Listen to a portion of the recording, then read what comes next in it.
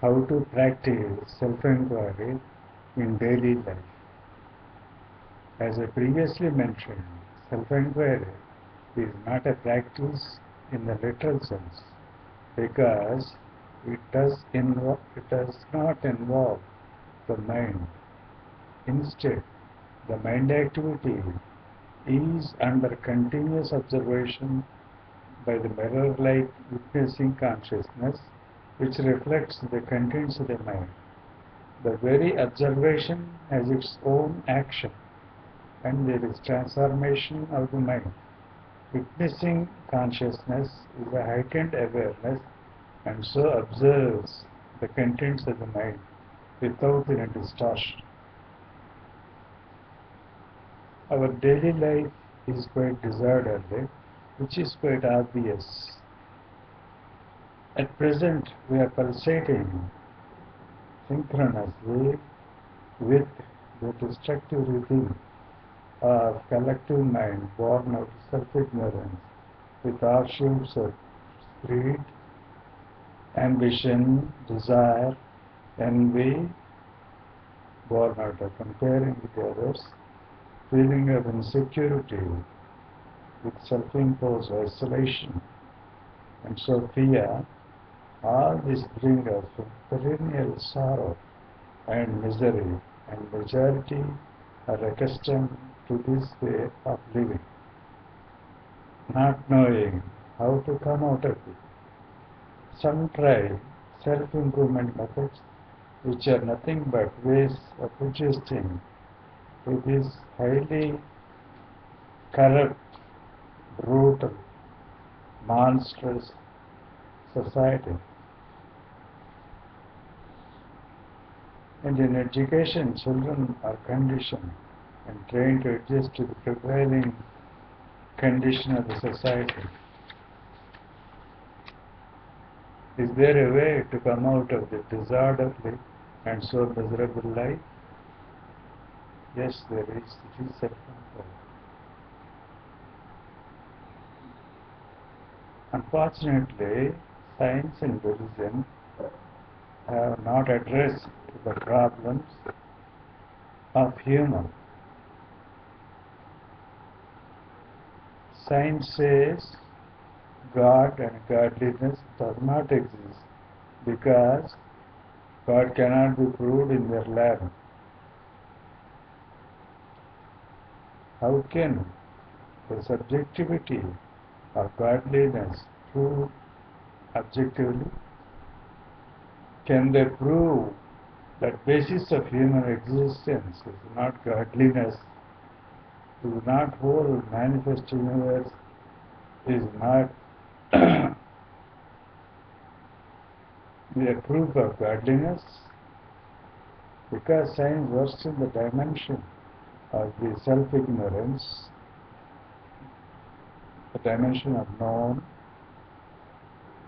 it talks like this.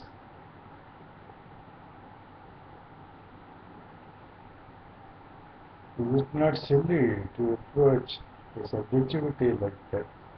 If godliness does not exist, who is gluing everything together?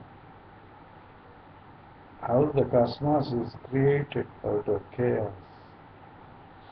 Self-inquiry makes you aware of altogether a different dimension, which is the blissful and creative rhythm of existence, and you can participate in it in a relaxed way.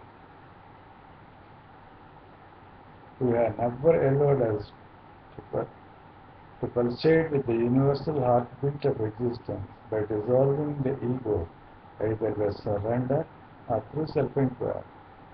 To pulsate with the blissful experience is an individual affair, and we cannot do with the crowd because we are going into an uncharted space inside our own subjectivity, and so only courageous people do self-inquiry by dropping the ego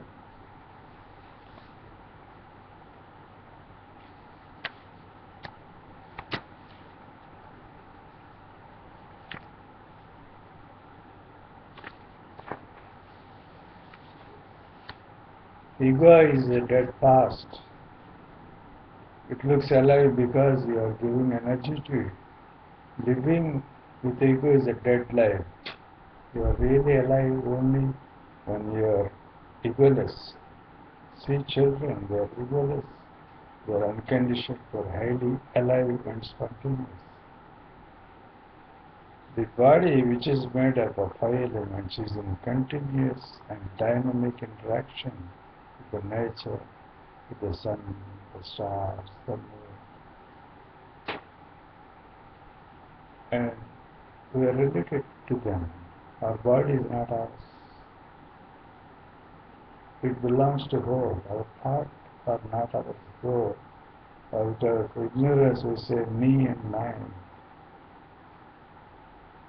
Self is universal, though we are under the illusion we have. We feel that there is an apparent, separated, limited, individual self, which is just a concept. So nothing in the whole belongs to us.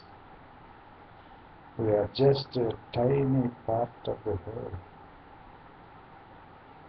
resisting all the time against the movement of the whole, because we feel we are separate from the whole and create private goals, and the resistance to life is ego. Because we have no self-knowledge, ego is posing as though it is real and so presiding over the affairs of our daily life. Because basically ego is a resistance to movement of life. Its action brings misery. It is quite obvious. Human is disordered way both inside and outside. And it is quite obvious. Not knowing this, the subjectivity is intrinsically blissful because of self-ignorance. But man is indulging and seeking happiness in things in which happiness is not there at all. Our cultures are dependent on pursuit of pleasure anywhere in the world. Life is action and relationship. Action and actor are not different. When we relate to people, things, ideas, beliefs attentively, awareness becomes bidirectional. That is, one is aware of the subject and the object at the same time. This awareness functions without a center.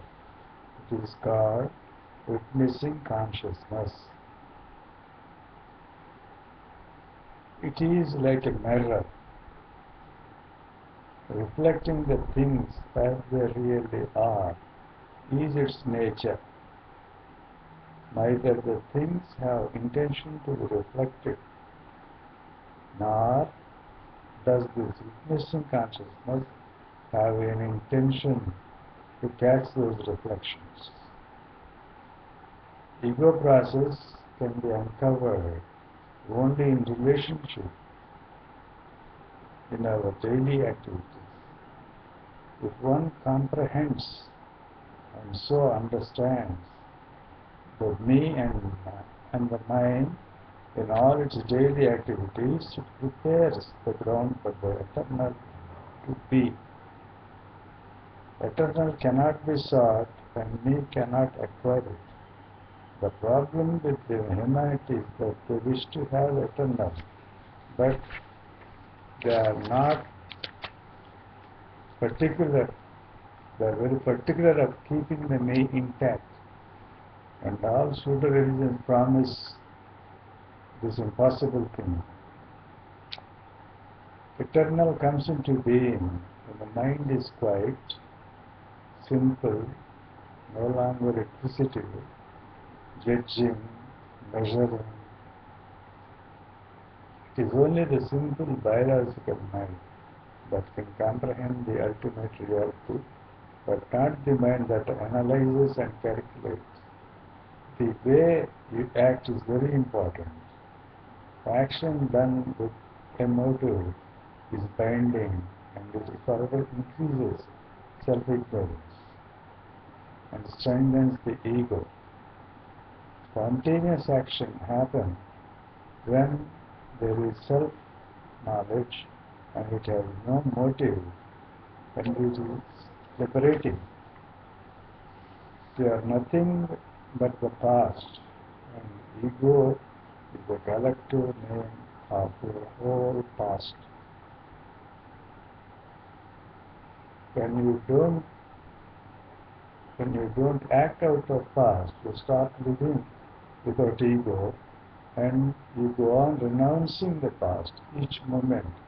You live fresh, young, with virgin consciousness, and that virgin consciousness is godliness. With watchfulness of every movement of thought, there is weaning away of the ego activity, and finally it dissolves, and the dissolution of ego and pure consciousness is real religiosity. This dissolution of ego is existential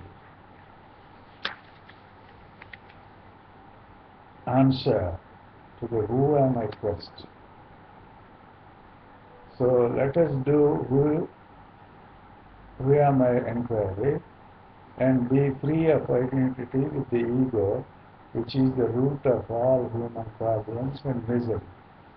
When you set aside ego activity, like this, a great light explodes in you and you are enlightened.